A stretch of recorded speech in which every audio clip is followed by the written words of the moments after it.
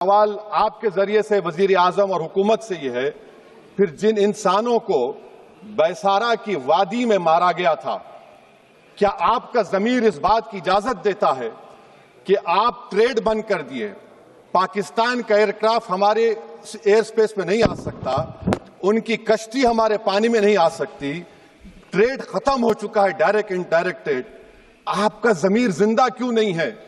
किस सूरत से आप पाकिस्तान से क्रिकेट मैच खेलेंगे जब हम पानी नहीं दे रहे हैं? 80% पानी पाकिस्तान का हम रोक रहे हैं, यह कहकर के पानी और खून नहीं बहेगा, आप क्रिकेट मैच खेलेंगे? मैडम, मेरा जमीर तो गवारा नहीं करता कि मैं उस मैच को देखूंगा। क्या इस हुकूमत में इतनी हिम्मत है कि उन 25 मरने वालों को फोन करके कहे कि देखो हमने ऑपरेशन सिंदूर में बदला ले लिया, अब तुम पाकिस्तान का मैच देखो? बड़ी अफसोस की बात है मैडम, अकाउंटेबिलिटी किस पर है? पहलगाम किसने किया? 7.5 लाख हमारी फौज और सेंट्रल पैरामिलिट्री फोर्स है, ये कहां से 4 चूहे घुसकर हमारे भारत के नागरिक को मारे? अकाउंटेबिलिटी किस पर फिक्स होगी?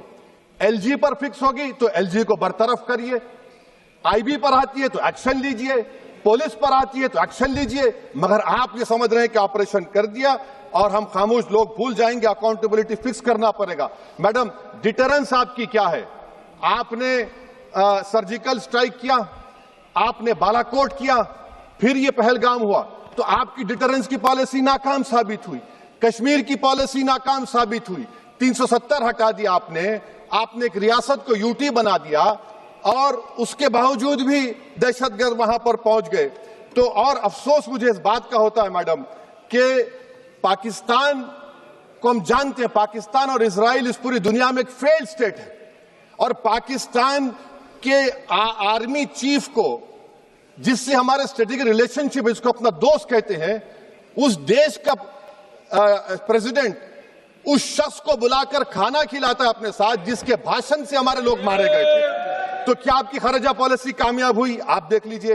अच्छा, हमारे देश में एक ऐसी तंजीम है जिसका वजूद नफरत की बुनियाद पर और मजहबी अज़वियत को फैलाने के लिए बनाया गया, उनको तकलीफ है सेकुलरिज्म से, सोशलिज्म से, मगर हमारे संविधान के प्रियम्बल में लफ्ज सॉवरेन है। सॉवरेन का मतलब यह है कि हम खुद मुख्तार हैं, हम हाकिम आला हैं, हम अपने मुल्क के मुकद्दर का फैसला करेंगे। एक गोरा व्हाइट हाउस में बैठकर भारत की सीज फायर का ऐलान करेगा?